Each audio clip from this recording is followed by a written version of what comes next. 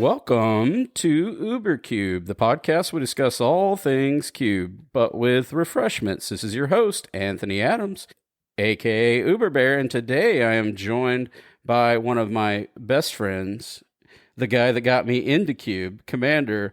Commander was where we started. Hey, Chris, you like to play the Magics? And Chris responded, maybe, sure, why not? Yeah, let's give it a shot. and that was good enough for me, and that's how we became Magic Buddies. So we're going to talk about MH3 Peasant Cube, because we've talked about this before. Our good friend Chris here, aka Sammich, was again chosen, it's double down now, to be featured at CubeCon 2024 and was featured at 2023. So when you're looking at Modern Horizons 3, it just brought a lot to the table, didn't it, Chris? Oh yeah, this set was very exciting for Peasant cubes in general. It got the biggest update of all my cubes. It's been great. I really love this set. The power level is really high, almost too high for certain cards, but we're still running them. We're trying them out. We're playing them, and a lot of them have played very well. So before we go down this journey, for all you peasant curators out there, and this might even overflow a little bit into Pauper just because, but we're going to do the thing that we always do here at UberCube, and we're going to enjoy our libations of the show. And we're going to start with Chris. What are you having on this wonderful afternoon? Yeah, I got this Highland Brewing from Asheville, North Carolina. It's a West Coast IPA, AVL. I've not had it before. Going to try it out. I am a big fan of Highland Brewery, and I've got something a little weird here. Chris is not into the fruity beers, and I invited him over, not realizing I had stocked my mini fridge with all the fruitiest of the fruit beers. And so today, I'm going to be having a Gizmo Deep Purple Dragon Fruit Ale, which has got this awesome little purple dragon on it. You should show that to your wife when we're done. She's a huge dragon lover. But anywho, I'm going to go ahead and crack this open. We're going to go ahead and get to the show. All right, Chris, Modern Horizons 3. It was a treasure trove for you. And for those that may have listened to our Modern Horizons 3, you may have heard I'm just going to go ahead and say it. There was a negative tempo to it at the time. And I think in retrospect, from my point of view, and I won't go so far as to speak for my other two co-hosts, I have come around to the fact and opened my mind to the set because on first glance, when it really focused on energy and it focused on Eldrazi, I personally decided to kind of turn away from it.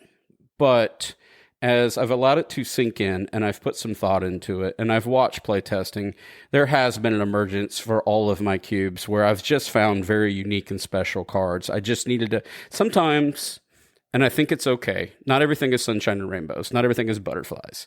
And sometimes we have to allow things to ruminate and settle. And that's basically where my thoughts have kind of went towards Modern Horizon 3. What do you think about that?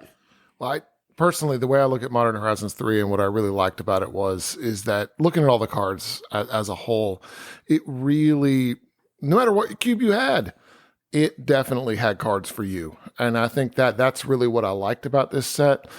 It goes from even the commons, the uncommons, the rares, the mythics, everything, everyone's cube got something, which is what I really liked about this set.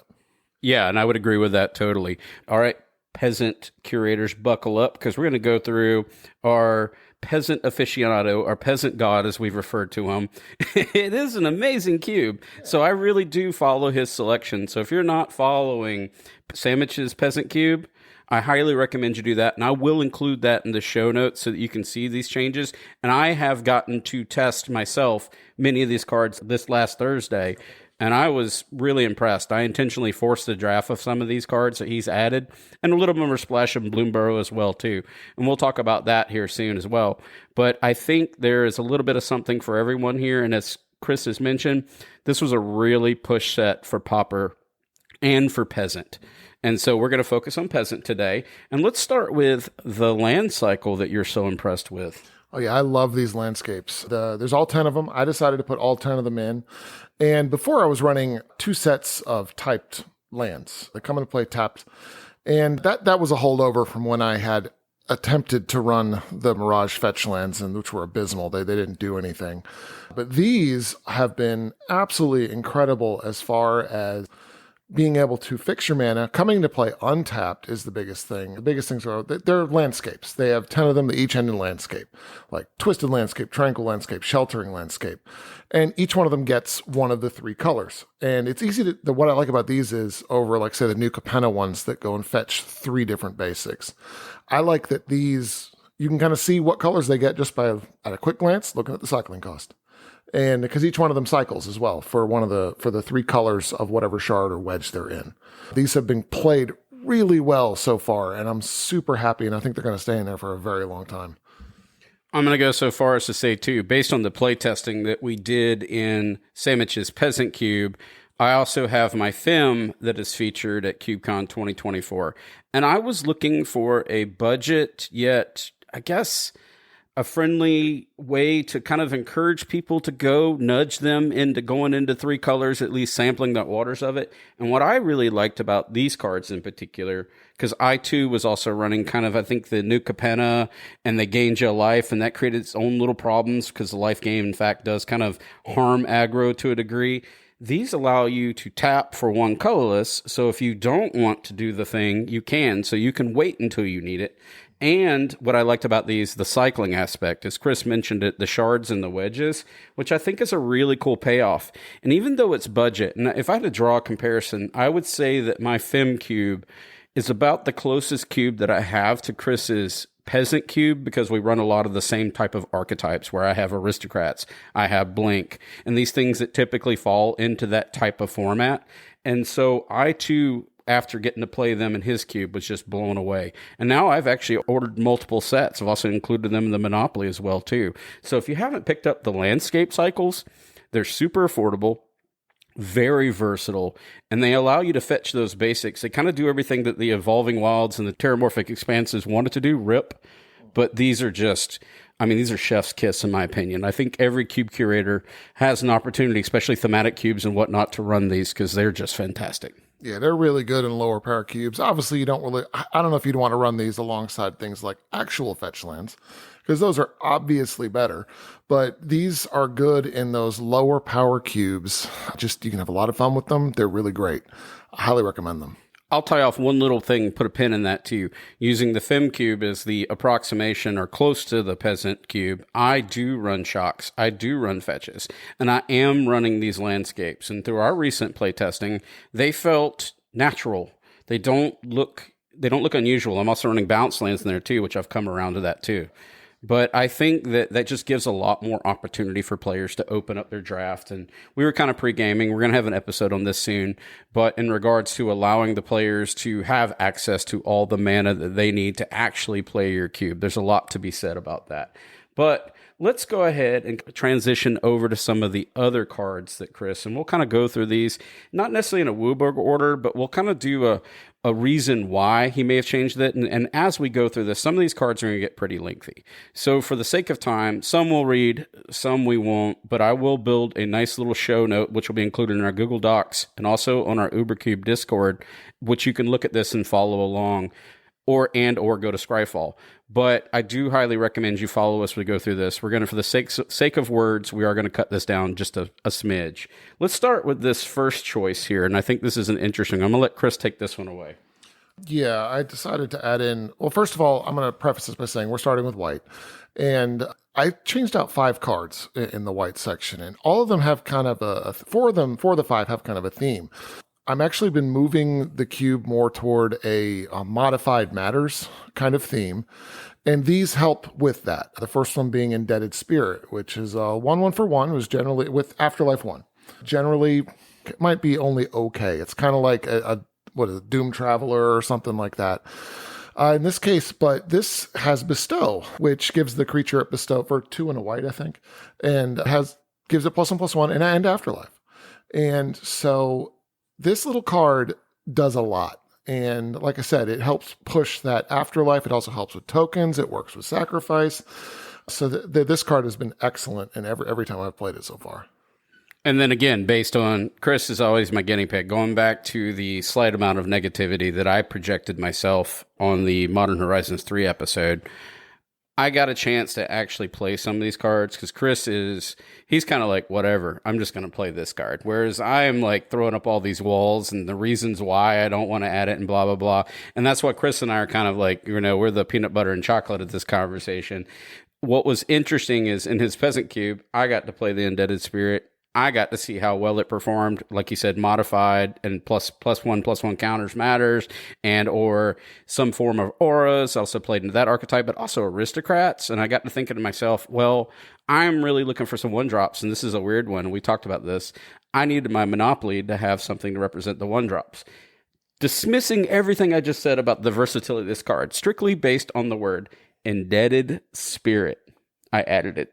And it's actually played very well. And people passed it around and said they enjoyed it because I do have like this micro synergy package of aristocrats. So Indebted Spirit, for those Peasant Cube curators out there, and also Thematic Cube, this card has been pretty insane and been really fun to play. Does a lot for a 1-drop. Let's talk about this next card. This next one is Glyph Elementals, another one. It's a 2 for 2, 1 and a white. And it also has Bestow for 1 and a white. Again, modified matters, helps with that. But this has what's usually not good on a white card. It has Landfall. So when a land enters the battlefield, puts a counter on Glyph Elemental. What's most important is that it doesn't put the counter on the creature. It puts it on the Glyph Elemental, even if it's bestowed. So what happens is that if they happen to kill the creature, the Glyph Elemental falls off, but retains its counters. So that continues the modified theme. So you have a modified creature by having it bestowed on something, but then you still have a modified creature if it falls off and comes in. It comes in as like a 2/2, 3/3, 4/4, even a 5/5 sometimes. It works really well. And I would say that it plays exceptionally well with that landscape package that you added recently, allowing you access to those air quotes fetch lands that you needed for this environment. So it just really harmonizes together. I think this is another great one. I actually had to pass this card the other night. Didn't want to because normally I pretty much stay away from the idea of auras, but Bestow is such a unique effect that I can see that. I think our good friend Christian, if he hasn't already, needs to add this to the Bant's Enchantment Cube. All right, let's go over this next card that I think is great and what Chris cut and why. Next is, again, continuing with the modified theme, Envoy the Ancestors. It's a 2/3 for 2 and a white. And it says modified creatures you control have lifelink, which is, I think, a pretty nice effect. And it also has Outlast, bringing back that old mechanic from, oh gosh, I don't even remember what set that came out. That came out initially, Cons or something like that. Cons. The Cons block. And it's Outlast of 1 and a white, of a white, I'm sorry. And you do it at sorcery speed, you tap it, pay a white, put a counter on this creature. So it can modify itself, which is kind of nice. I did cut Fairgrounds Warden for this. That card has only been okay. I've got tons of other effects like this in the cube, and I figure losing one of them for something that's different and more unique. Now, there are other Outlast creatures that I'm probably going to be adding in. I think there's one that gives First Strike, there's one that gives Flying, there's one that gives Trample. I'm going to try them out eventually at some point. Yeah, I like how we talked about this recently in our conversation with Alex Newsbaum, where we talked about how it's interesting how monocolor cards have really become kind of the linchpins, and you'll see cards that used to kind of be signaled in our guild section where we really wanted to push this idea. Now you see a card doubling back to Envoy of Ancestors that says modified creatures you control have lifelink. So now you've got this glue card. And Chris mentioned he wants to put Outlast back in there because the other secondary effects, which is really neat. So now you've got this whole archetype that's kind of starting to span out of this. So I would see Envoy as a linchpin, and then we'll kind of go over this next card. This next one's just part of a group of cards that got added in. I think there's one in each color at this point, but they're at least one of each MDFC for this one. The one in white is Witch Enchanter. You know, that little funny play on words, Witch Enchanter, Disenchanter. So when it comes into play, it destroys an artifact or enchantment for 4 mana, a 2/2, 3 and a white. Normally not that great a rate. However, when it has a land on the back, where it can come into play untapped if you play 3 life and just taps to add a white, makes this card very appealing. I know I've run it in land slots many times at this point, and it's been fantastic every time. And I believe there's one in each color at this point. Well, no, what I was going to say is I've been doing this sharp attack on, modal faced something, ghost facer cards. Chris is nodding his head. MDF something C's. I'd like to point out, shaking my head, not But what I've been kind of doing is I looked at this card for the film actually because it's really beautiful. But I did do recently, just went through and cut everything that had another side because I want to go back to our good friend Sam, who said if it doesn't have what it does on the front of a Magic card, I can't be bothered to flip it over, which I thought was so funny. And I've actually kind of embraced that with the exception of my horror cube where I'm going the opposite. I'm actually playing double face modal cards in that cube just by design, werewolves and whatnot. I think this card is fantastic. So if you're a peasant cuber, witch enchanter, which is, like you said, a play on words with disenchanter, they did do a lot of this kind of meme type stuff that did grind some gears with some of our players and curators and listeners. But otherwise, I think this card's fantastic and it does do a lot and it gives you options. And it takes a land slot, which I think is really a unique effect for a peasant cube. So you don't have to count this towards your 23. That's what gives this such value. No, I totally agree. And then that pretty much takes care of the major changes in white. There was one other area auxiliary, which is just a straight upgrade to Relief Captain. And again, it adds counters to things. Moving into blue, we have Emrakul's Messenger, which is a really neat little 2/1 devoid flyer, 1 in a blue. And it says, whenever you draw your second card each turn, create an 0/1 colorless Eldrazi. Spawn makes the 0/1 you can sack for a colorless. This card is super easy to get off the ground, basically. It's super easy to trigger. It's not an issue. So far, it's been very good. Having a little 2/1 flyer has really, really, really been good. And also, like I said, there's a lot of ponders, a lot of things that just draw an extra card on your turn, also on other players' turns. This is actually, again, Chris is my guinea pig. This is on my list that I'm going to be adding because Emrakul's Messenger just so happens to be this lovely woman. I got to play this card the other day to amazing effect. And what was so neat about it for those Simic players and thematic cubes, even in my case, the FEM, it allowed when you draw your second card. So it encourages you do have a subtype in there too. You have a sub archetype where you're encouraging players to get payoffs if they draw more than one card, which I think is so cool. And you've unlocked the idea of that. So there's a new path forming. I played into this the other day with a mono blue in his cube. And Chris and I actually just had to call a draw, but we pretty much cleaned the table. You were Jund in and out, and I was mono bluing it out, and everybody else was just resigning at that point. But this card allowed me just to keep up my counter magic so I could play as a blue player because I always had access to that colorless kind of Eldrazi that I was sacking, or I had that little roadblock, that speed bump. So it provided me that shield against those aggressive decks because they kept coming at me. I had a lot of Boros that I played against or whatever, and just throwing an Eldrazi in front of it, tap and response, sack it, add mana, and then float that in case they did something during the combat step was pretty spectacular. Yeah, it's played really well so far. I'm really happy with it. The next one is probably my favorite new blue card out of all the ones that we've added in. It's the Hope Ender Coatl. For two in a blue, you get a Devoid Flash Flyer, which is already amazing as far as I'm concerned. 2/2 Flash Flyer. Flash and Flying are great in blue at this rarity. But this thing, what it does is when you cast it, it force spikes, which means the opponent has to pay 1 or else that spell is countered. This card so far is probably one of my favorites out of the set for blue for this update. Really like it. And at least one other one I used, my Sultai Cube. I know I put it in there. I'm just waiting for it to get someone. Right now, I don't know if it has at this point. We've only done a few drafts of this so far, but I think it's going to ruin somebody's day and it's going to be wonderful. I enjoy the dichotomy that's built in this card because the player, I find myself sometimes, do you want to continue the aggro push of at the end of opponent's turn, flash in and get a 2/2 flyer because flyers do matter in a Peasant Cube environment versus do I want to hold this up and get them for the story? I do like that it creates that its own tension within this card, right? And there is a point where this is early game-ish, right? Mid-range game-ish, but then it does kind of go away over time because force spiking becomes irrelevant. And at that point, you've just got whatever blue wants in terms of a defender.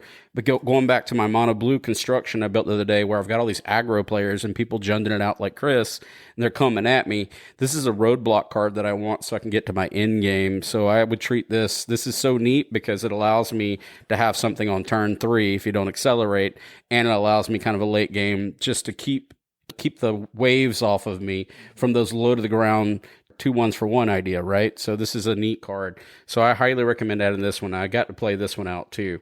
This next one that I want to talk about, and you cut this for clone, which I think is so interesting. You want to talk about this card? Yeah, I got a clone for a clone. It's a copy crook. Is it two and two blue? So the casting cost is a little worse than clone, which is 3 and a blue. But what it does is it makes a copy of any creature on the battlefield, and then but whenever it has the added ability of whenever it attacks, it connives. So it does the thing where it can make the creature bigger because you draw a card and discard a card. If you discard a non-land card, it gets a counter. So it helps with card quality, card selection, filling your graveyard. There's certain decks in this that really want your graveyard to have things in it. And it just does more. Clone, I love. I like having at least one clone effect in the cube. I've had one in here since its inception. And this is just a straight up better clone. So that's why it's in here. So interestingly enough, I would love to say that I put a lot of thought into this. But Chris, I got to see this in his cube. I got to see this as an addition. And I thought to myself, my Monopoly cube needs something that does this too. And connive is a really good effect, and I do run that. But if I was being completely honest, because I've allowed that cube to form off of the names of the cards, and then the archetypes come forth from the sophistication of the cards. I want to repeat that one more time. I did not say I need connive. What I instead said is I need copy crook, because crook works with my Monopoly. But then by happenstance, which is interesting, it's a different way of curating that I've been doing in that environment. Instead of letting the cards' abilities lead me into what they do, I'm allowing the names to drive it, and then allowing the players to formatively build the archetypes. Does that make sense? What do you think about that idea? No, yeah, it works out nicely in that cube. I understand the whole thought process behind it too. It works out pretty well from the times I've played it at this point. Next, we're doing Serum Visionary, which is a little common that is a play on Serum Visions, of course. You know, when it comes into play, you draw a card. It's a 2/2 for 2 and a blue. Draw a card, and then you scry 2. Just exactly what Serum Visions does. They did this with Pondering Mage, I believe, in one of the other Modern Horizons ones in the past, waiting for them to do on other blue cards. I'm sure they're out there, and they're probably going to do them at some point. They'll be as cute as this, probably. But so far, it's been very good. I put it in my Pauper and the Peasant, and so far, it's done well. A nice little, it just draws you a card, a little value creature. Like it. Even if you don't run this standalone, which is cool, this type of card does play into what we talked about before. Peasant cubes tend to lean towards a blink archetype. And these are type of cards that player is going to want, but also it's just straight up value add, because if you have ninjas or you have these other effects, these are cards that can also do that. A 2/2 body for 3 on rate for a common is pretty good anyways. Now it's got these tacked on effects of draw a card, then scry 2, mimic Serum Vision. So I think that is such a great card for a Peasant environment. Highly recommend this one as well too. I would have scooped this up in my blue build that I did the other day, because as we're matching up, our good friend Christian was in a Boros hand, highly aggressive. I'm in a blue with about 5 different control aspects that I'm intending to win the game. But based on card advantage alone in your cube, testing out a monocolor design, which is not normally what you want in a Peasant cube environment, I was able just to keep my hand filled. Always had answers for every scenario, which these type of cards just fuel that. So I think this is a fantastic one, and then allowed me to get on the board. And lastly, I'm going to mention a card that's not in MH3 that does gets its time in the sun again for Peasant environment. Normally, this card I tend to reserve for higher power cubes just because of you need things like fetch lands to make it work. So I added Brainstorm back in. A lot of people like that new Brain Surge or the new one. I'm not convinced about Brain Surge yet. I know it's draw 4, put 2 back. This one's the classic Brainstorm. Draw 3, put 2 back. With the addition of the landscapes, this makes this a lot better. So I haven't run it in a long time because it just wasn't a good way to take advantage of it. I just wanted to briefly mention that one here. No, I think there's a lot of importance to mention that too. There's been a lot of conversations on Brainstorm where you need either fetches or a form of active draw always to take advantage of the card, else you're just stacking your 3 worst cards, or 1 card, then 2 beneath it that you simply don't want. But I would go so far as to say that with, like he said, the landscapes, in addition to Peasant cubes, tend to have a lot of cycle effects in them, and now the landscapes give you more cycle effects. You're being really intentional now with what you're stacking. It's giving your own little pseudo sensei's divining top, if you will, for a turn. So I think this is a great addition to come back in this cube. And Brainstorm, that card you were talking about, was it called Brainstorm or Surge Storm? Yeah. I'm actually testing Surge Storm out in my horror cube. And I'm running Brainstorm, there's a lot of words, in tandem with these two. And I think that they're both great. They're both super relevant. And again, this goes back to the I'm now looking at this through another lens opposed to the highest power when I first reviewed this set. So Anthony, hi, my name's Anthony. Hi, Anthony. I'm a changed person in regards to the way that I'm looking at this set because I do see the versatility. There's a lot of something for everyone. It just took time for it to all soak in, which leads me up to this next card that we did kind of come out the gate kind of strong against. And I received a lot of, we're going to say, fan mail about the stance that I said about this one. But I was just kind of crowd following at that point in my defense. A little turtling up here on my part. But Accursed Marauder for 1 colorless and 1 black. You get a creature zombie warrior. When Accursed Marauder enters the battlefield, each player sacrifices a non-token creature. And originally we kind of said, oh, well, that's a really cool design. Just remove 1 from it, blah, blah, blah. I'm going to take all that back. I'm taking back my stance on it. Again, I'm not going to speak on the behalf of the crowd, but I'm going to say that I added this to my horror cube and I added this to the Munson cube. And I can see how powerful this card is. The fact that sacrifices a non-token. It's just a great card on rate, and it really just does better than the other ones. Chris, you heard that episode. You had these feelings. We talked about it. Yeah, I thought you were very wrong, but because I was like, from the get-go, this card has always been good in my opinion, and it's been good, and I put it in pretty much almost every cube I have that can run it, and I think it's being very good at this point. On rate, what it does is excellent for the mana cost. So this next card, I'd like to say that I got it right. So I said during our Modern Horizons set that there was one card that just spoke to me as a person, and that was Marionette Apprentice, which we'll include in the show notes, or you can listen to this Modern Horizons episode that we had, and I can do some take-backsies on some of these, but this one here, I was screaming to the high heavens, yelling at the clouds that this card was going to be game-changing, and it has been. For a peasant environment, for my Fem cube, for my artifact cube, I've got a chance to try this all around, and I am blown away with Marionette Apprentice, and I just can't speak high enough to this one. This just takes your aristocrats. It was already broken, by the way. That was noted. Probably to the next level. We'll find out at CubeCon. Absolutely, we'll find out at CubeCon, and I'm totally fine with that. Rip it apart. I'm totally good with that. But Marionette Apprentice, of course, has been excellent. It's just a 1/2 with Fabricate 1 for 1 and a black. And when a creature or artifact you control is put in the graveyard from the battlefield, each opponent loses 1 life. You don't gain a life, but this thing also comes with a handy-dandy little sacrificial lamb. It comes with it. I don't know anyone that's put an extra counter on the Marionette Apprentice, but, you get a little servo that comes with it. It's been excellent. I added it in addition to the Aristocrat package that's already there. I didn't cut another one. I wanted to see how that would go, and so far it's been okay. We'll have to wait and see, though. I will benchmark that it was noted that Aristocrats was quite possibly considered too strong at 2023. So it's interesting because I think this card is powerful. And as you did mention, the Fabricate 1, normally you would kind of put that out there so you could sacrifice that servo. But I do like that this card also allows it to buff itself in the event that you want to just march forward with aggro, right?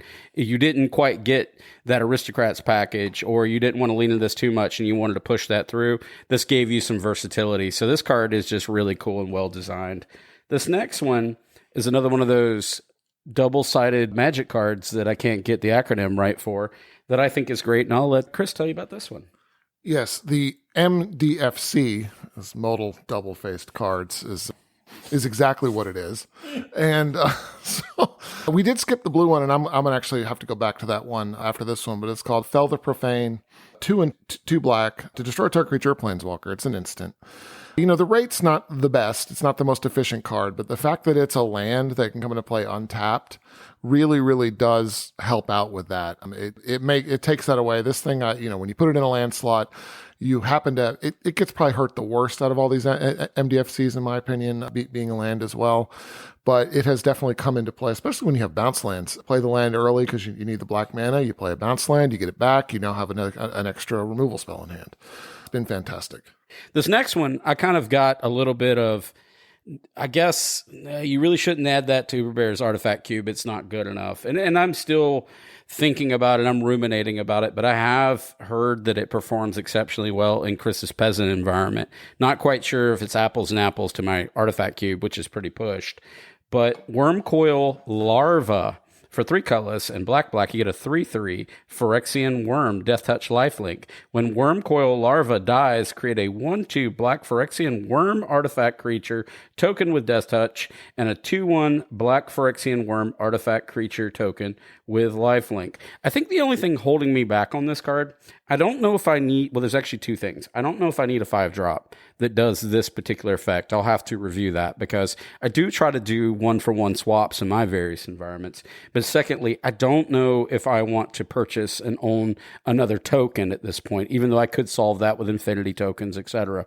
But yeah, I'm unsure. When I presented this to my play group, when it first was spoiled, this card caught my eye. I don't know if I require it, but I can see how this is extremely powerful in a Peasant environment. What do you think about that, Chris? Yeah, so far it's been fine. It's not like been the most incredible card that's come into play, but I think it fills a role. There wasn't really much like this in the Peasant environment at this mana cost. So, that's it for Wormcoil Larva. But for the next one is Retrofitter Transmogrant. I run this in my Pauper Cube, but I wanted to try it out in here. So it's a 1/1 for 1 black. Artifact creature zombie. But the cool part about it is you can pay 3 and a black to return it to the graveyard, from the graveyard to your battlefield, tapped with 2 counters on it. Again, modified matters theme as well. And the fact that it's an artifact that works with other, I have other artifact synergies sort of in here that work with like sacrificing them and things like that. And so far, I haven't really seen this do a lot, but it doesn't mean it won't. Closest analog that I can think of in the cube is probably the Reassembling Skeleton. But this one comes back with extra counters, which is kind of nice. And it works really well with another card that I decided to add back into the cube, Victimize, where, it's an older card from Urza's Saga for 2 and a black, sack a creature to return 2 back. And Retrofitted Transmogrant just happens to work really well with a card like that. So I decided to try that out and add that in. So let's transition over to red. And this next one's actually been making waves in Powered Vintage Cube. And I'm just going to go ahead and shoot for it and say that this card is amazing, and you can run this in anything. It replaced Char. So anybody's running Char, you can keep running Char, but you need to run this too, in my opinion. This card is sick. It's Ghostfire Slice for 2 colorless and red. You get an instant. Devoid. This card has no color. Don't know if that matters, except for anybody besides Dan. Shout out to Dan. This spell costs 2 less to cast if an opponent controls a multicolored permanent. Ghostfire Slice deals 4 damage to any target. I mean, what goes wrong with this card? It's kind of bringing back red a little bit. Stu and I are going to talk about this in an upcoming episode about making red flourish again in cube environments, because red has become this kind of secondary over the top Jundish type. I actually saw red kind of do the thing that I wanted to do again in my horror cube the other day when we got a chance to play it, where our good friend Nathan was short by about 6. He was kind of petering out, if you will, and he was able to pull off Devil's Play just to get that reach. And that's what I miss about red. And I think this card really has made an impact in virtually all the cubes I've added it to. I have added it to my metal cube because it's super metal. It's a monk just throwing sabers of some sort, fire sabers. In addition to Powered Vintage environments want this card. It just does, like I said, it gives you that additional reach so you can press with that red again. So more to come on this, but Stu and I are brewing something as we speak. This next card I think is really interesting. I'm going to pass this one off to Chris because I want him to explain the addition of this one. Yeah, it's a Skittering Precursor. 3/3 for 2 and a red. It's with Menace, Devoid. And whenever you sacrifice a non-token permanent, create an 0/1 colorless Eldrazi. So this is on rate, a 3/3 with Menace for 3 is quite good, in my opinion. And it fits right into those to your curve in a very aggressive deck. It also works really well with, say, things like the landscapes, because you're sacrificing a non-token permanent. Also, it works really well with the sacrifice deck, and you just make more bodies. Now, it won't trigger itself off Eldrazi, but it works really well with those. So it fits into quite a few archetypes here, which is what I really liked about it. And I cut something that it was a theft spell from Lord of the Rings, just didn't perform. Next is an older one that I decided to add in. I've been meaning to add this in forever. Noise Marine. I think a lot of people know what this thing does. 3/2 for 4 and a red with Cascade. And if you don't know what Cascade is, you cast a spell. You start revealing cards at the top of your library until you reveal a spell, non-land spell, with mana cost less than this spell. So it's got to be 4 or less. When this enters the battlefield, it deals damage equal to the number of spells you've cast this turn to any target. This card's, again, been great. I'm really glad I finally got to add it in. I've just been meaning to, just kept forgetting. So I've actually added this to the Munson too quite some time ago, and I'm actually seeing this. Chris and I were having a little side chat about, I've seen this show up in some of the vintage list, and I'm curious how this plays out. For me, I think the fun factor weighs in much heavier than, say, the actuality of this card, that I think it's kind of the luck of is spinning that wheel, if you will. You may hit nothing, right? You may do 2 damage, 3 damage, 4 damage. I think it's great. I think it's amazing in a Peasant Cube environment. I know this is a little off topic from the Modern Horizons, but what we're doing is clumping his changes, his thought process as he's forming these archetypes and he's building them out. He looks at this from a high level and he's deciding these are things that I could tune and bring in, the weaknesses of the cube. And as he's tuning this cube, we're going to play after we're done with this episode to really refine this cube and pull it in for CubeCon 2024. I think this is a fantastic addition. Kind of goes into that FTK type of aspect a little bit, right? With a decent body, it's not bad. And then if it's on cast, so it's pretty cool. I think it has limitations. Do you agree with that? Yeah, it's not busted by any stretch of the imagination. It's quite good. The fact it can go face makes it that much better. One other one I did want to touch on is Reckless Pyrosurfer. That's one that I decided to add in as well. It's a haste 2/2 for 1 and a red. So right there, that puts it into the aggro package. And what makes it even better is if a land enters the battlefield, it gets Battle Cry. It works really well if you can play more than one land because each battle cry will trigger separately. So I really like this card. This card's been very, very, very good in the aggressive decks, and I'm real happy to see it perform. I can imagine cracking a couple of landscapes because you decided to hold out for a turn or two and then firing this off. You got your own little hoof, if you will. I'm actually looking at this card to add to my fam again, going back to my good friend Chris as my guinea pig. He's my playtest for Modern Horizons 3. He has no fear. I want to maybe add this, but we were kind of pre-gaming a little bit about the fact that I've been trying to taper off the aggro package for my FemCube because I feel like it's in a strong place right now. So I'm considering adding this in because this is a lovely woman surfing. Who knows why she's surfing a lava field, but here we are. And I think there's an opportunity. It's because she's very reckless. It's in the name, dude. That's how you surf lava when you're reckless. And the next one is Molten Gatekeeper. This is one that's more of a test. I don't know if this is going to work out. This kind of effect kind of works sometimes, kind of doesn't. It's for 2 and a red. You get a 2/3. Whenever another creature enters the battlefield under your control, it deals 1 damage to each opponent. If it was just that, I probably wouldn't have added it. It's a common as well. I decided to put it in because it has the Unearth ability. So the ability to unearth itself and get kind of a double use out of this makes it more appealing. I don't know if it's going to last as long in the cube as some of these other changes will, but so far it's been okay. And next we're going to go into green. The first one is Evolution Witness. This card has been very, very good. I've definitely gotten to play this a couple of times. A 2/1 for 2 and a green. You get an Elf Shaman Mutant. And it has basically 1 and a green to adapt 2. So what adapt says is this creature has no counters on it.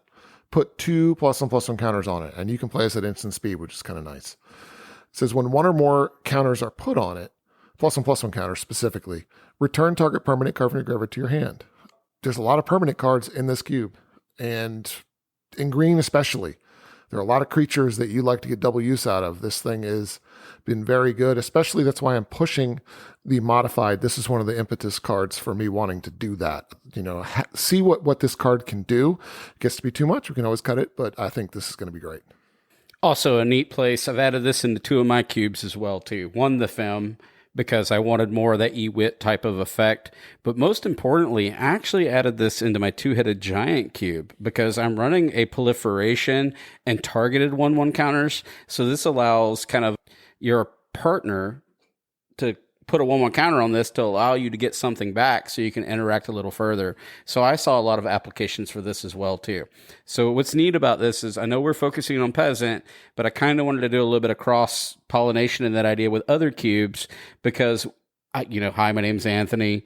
I've got a chance to actually experience some of these cards and got to apply them to some of my environments and or see friends that fortune favors the bold stepped into it and tried it out. And I can see this kind of goes back to what Chris said in retrospect, that Modern Horizons 3 did give an opportunity for a lot of curators to find a lot of things to do something different. So it's so cool to me that you found modified +1/+1 counters and an EWIT kind of play into that. And then I could apply that to a lot of my environments too, because I got to see this. You being the pioneer, I'm going to let you buy all the cards.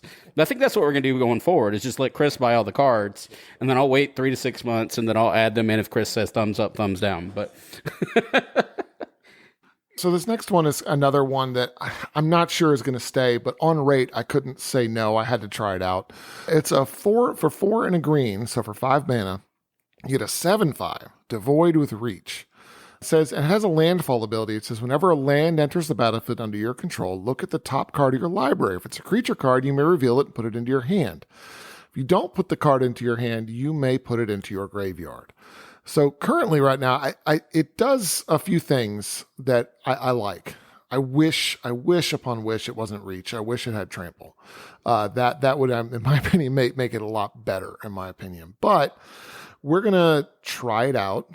See how it happens. So far, it's not done much, but doesn't mean anything. It's a 5-drop in green. Sometimes they just don't show up. So we're going to keep this in a while longer. I usually try to give them at least some time in a few drafts in order to prove themselves. But if a better 5-drop comes along, this might be the first. The next set is a set of 3 cards actually added in to help improve Green's removal suite. The first one is called Bridgeworks Battle, and it is an MDFC. MDFC, Anthony. MDFC. nap. It is target creature you control gets a +2/+2 until the end of turn. It fights up to 1 target creature you don't control. And normally I want my fight spells to be at lesser mana, but because this gets a pass, again, because it's a land as well. So at worst, this thing just comes in as a land. And at best, you get to kill something, and hopefully your creatures are just bigger because it makes it bigger. And, it's been good so far. What I like is the tension that's built into this. So it's interesting. I struggle with these type cards. I think that's got a lot to do with me removing the MDFCs from my cube environments because of the mental tasking that's put upon me as a player, where I have to now make a decision. Do I need to get the land so I can keep going tempo forward and keep moving my battle strategy forward? Or did I just make a mistake and I needed that removal and maybe it's my 1 or 2 because I'm mono green? And that's the tension that comes with these type of cards. I think it's really cool, but also stressful, if I'm being honest with you, when you have these type of cards. Going back to the one you talked about, that was the mono black one that you could pay 4 and remove a creature or a planeswalker. Now you've got this one. When is the right time to make that decision? Creates a whole level of tension within the game. Some players like it. Me, I'm stressed out. No, I love it when you have to make those decisions. It makes it more fun, makes it interesting. The next one is the second one of the new removal suite I put in, called Horrific Assault. This is target creature you control deals damage equal to its power to target creature or planeswalker you don't control. And if you control an Eldrazi, you gain 3 life. That's not going to be a thing most of the time. But it's a sorcery for 1 green, which is about where I want spells like this to cost. I want them to cost 1, maybe 2. Like I said, Bridgeworks Battle gets a pass because it's a land as well. If this cost any more than 1, I probably wouldn't run it. But I think it's going to be a lot of fun. I did cut an oldie to put this in. I cut Overrun. Overrun has had its time in the sun. Overrun is too slow at this point right now. If you have to, no, I wish it was still good. It just isn't. It just isn't anymore.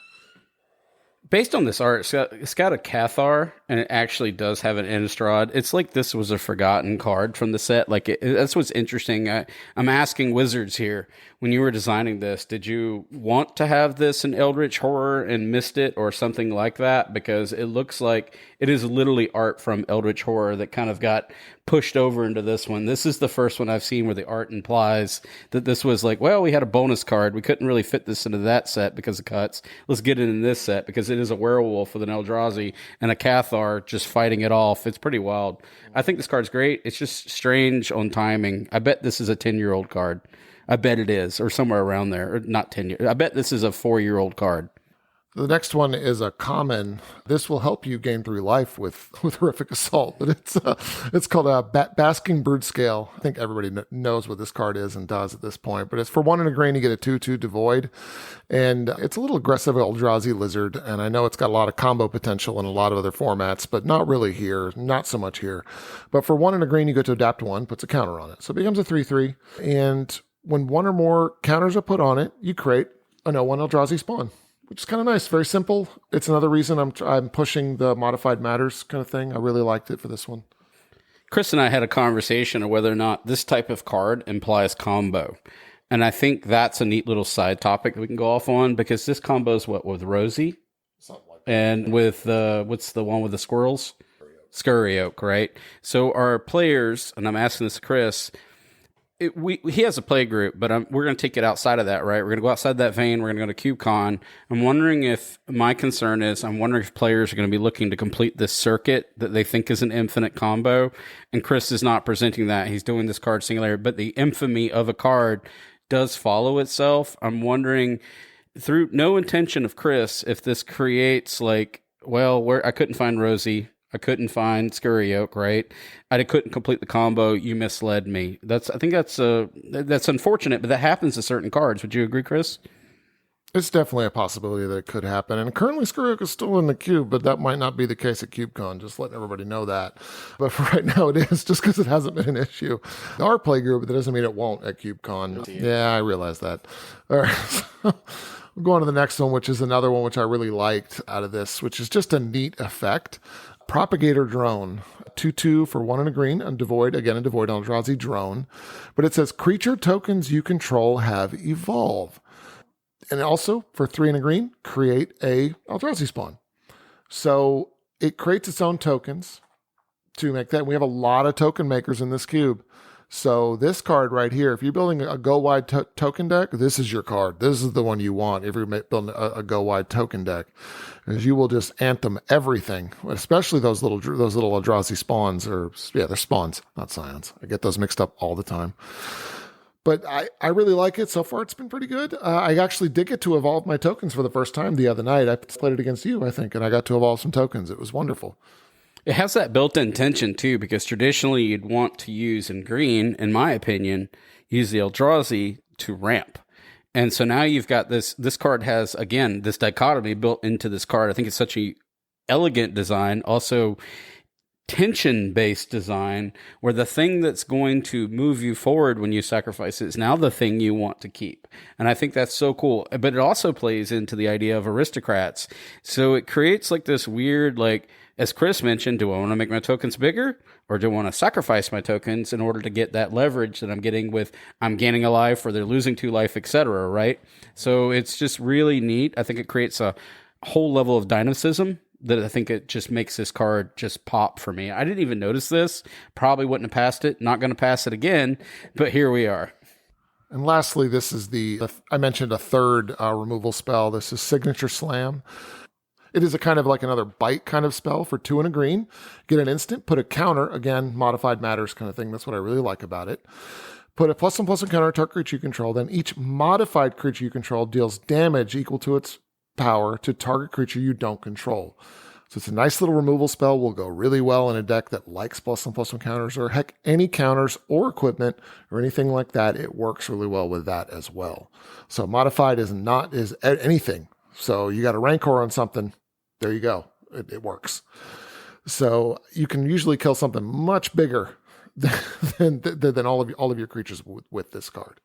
Besides the fact that we've got one gorilla that's full armored out, slamming, while the other one's back celebrating and totally taking out some kind of dinosaur, I think this card's great.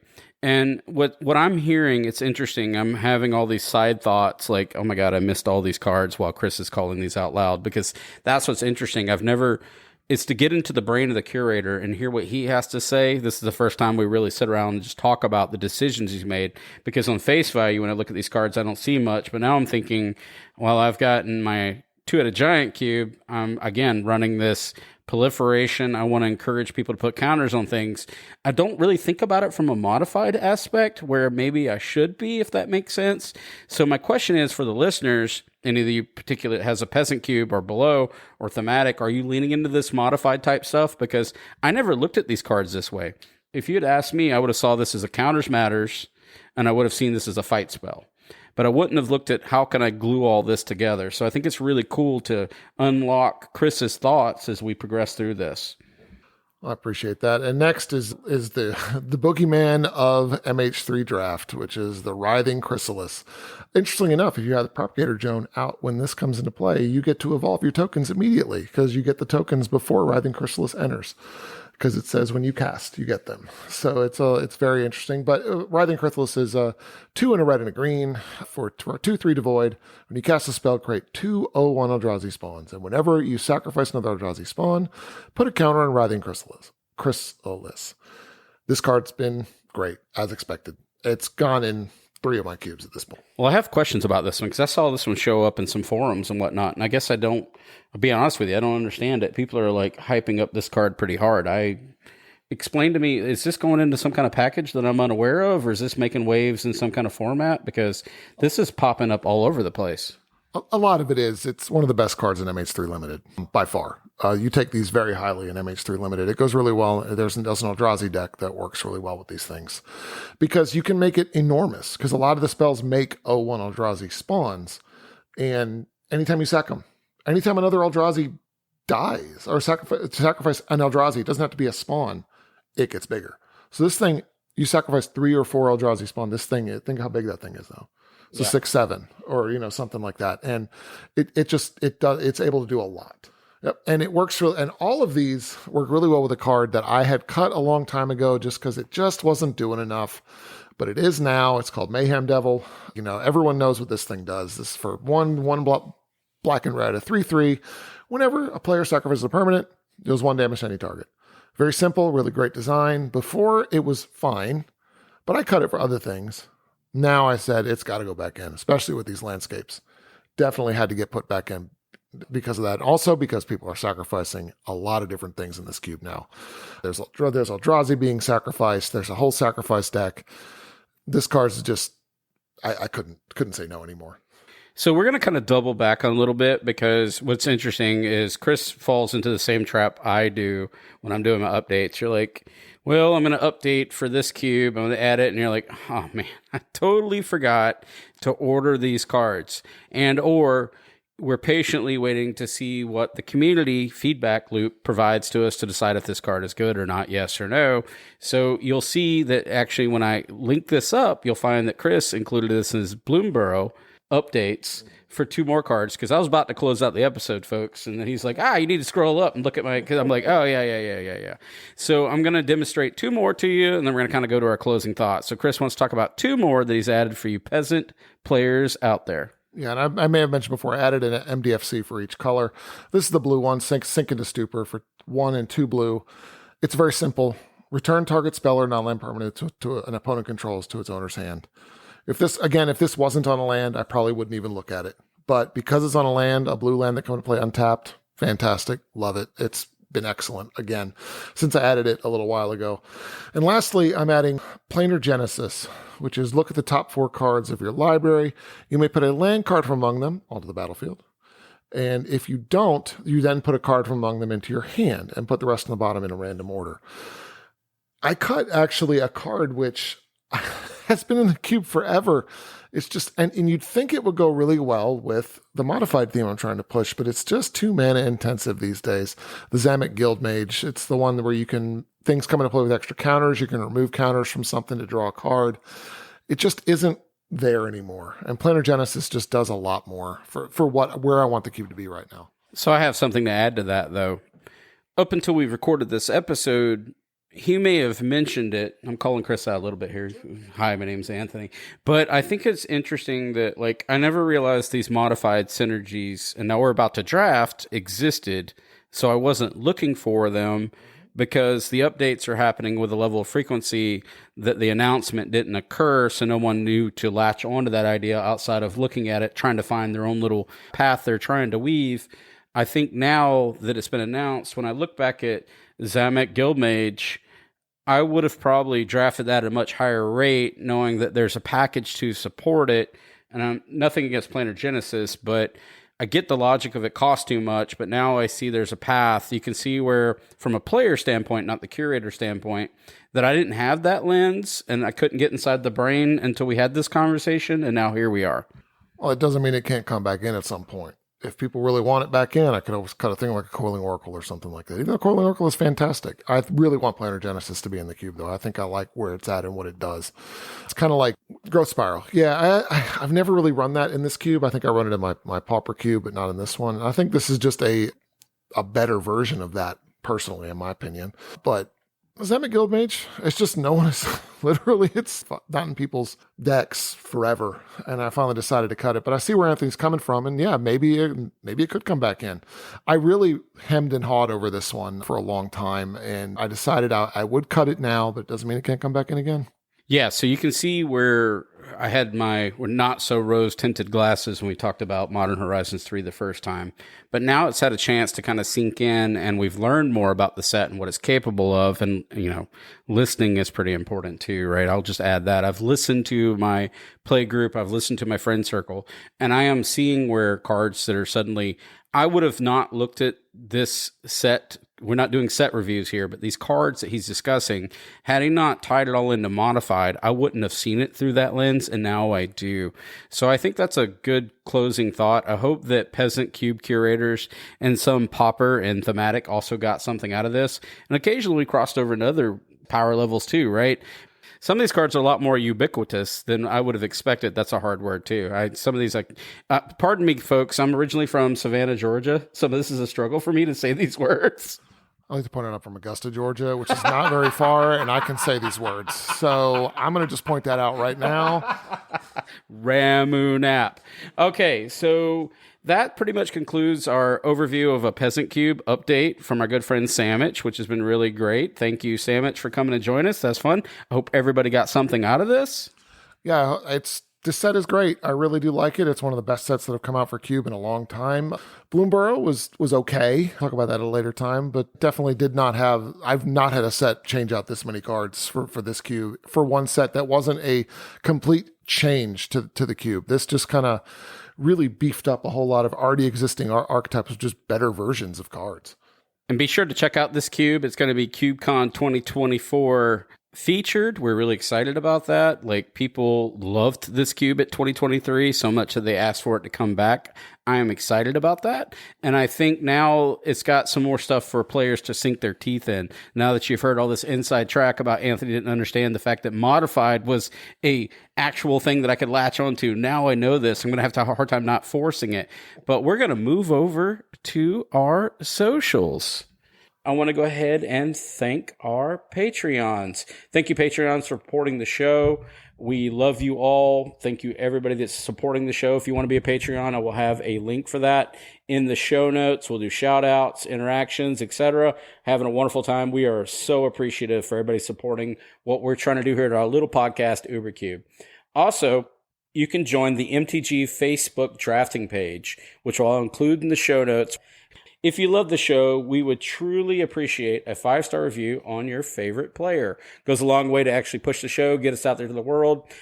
And if you want to support the show, please use our Inked Gaming affiliate link, where you can get your dice bags, your mouse pads, you can get your custom and large volume products. So you want to get a playmat made, this is where you go. This is where I go. The quality's great. We're holding up with our Ubercube playmats as we speak. They're doing amazing. You can also find us at Twitter at UberCubeMTGPod. You can reach us on Gmail at UberCubeMTGPodcast@gmail.com. You can also link us on the Discord, which I'll have a invite on the show notes, also added to all of my cubes on Cube Cobra. And again, thank you for our Patreons. You can find us at patreon.com/UberCube. And now we're going to say the thing that we always say here at UberCube is Happy Cubing!